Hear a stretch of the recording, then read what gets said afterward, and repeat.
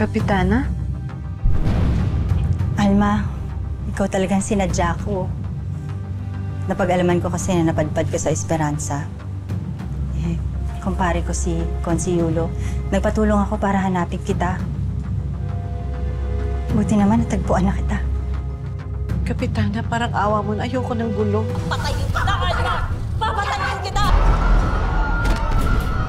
Wala akong pakialam kahit na makulong ako! Hinahanap na ang ama ni Elias. Siya ang leader ng Golden Scorpion. Sila ang dahilan kung bakit namatay ang mga kabarangay natin! Mamatay tapo kayo! Kriminal kayo! Ayun ka! Ayun ka!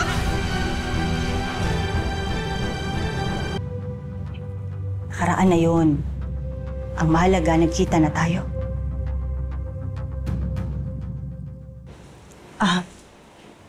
Pwede ba kitang makausap? Salamat po. Sige.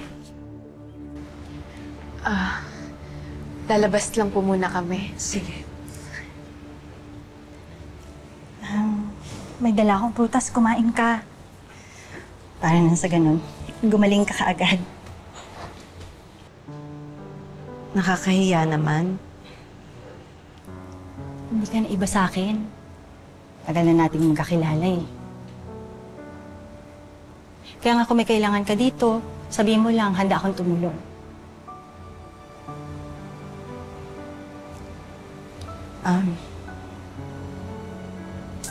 Alma, alam kong naging masalimuot yung nakaraan natin.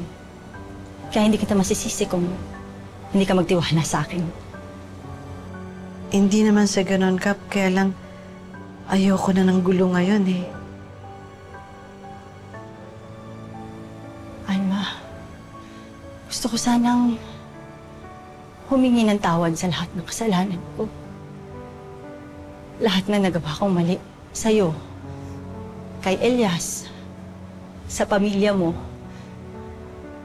Naging mapagmataas kasi ako, naging hambog ako. Nagpadala rin ako sa galit. Pero nung nawala si Angie, nagpunta ako ng probinsya para makapag-isip. At doon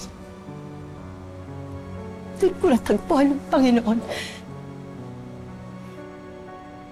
Masaya ako at nahanap ang Panginoon, Kapitana. Alma, gusto ko magbagong buhay. Gusto ko mag-umpisa muli. Yung wala nang galit, tsaka puro kabutihan na lang ang laman ng puso. Kaya sana mapatawad mo ako.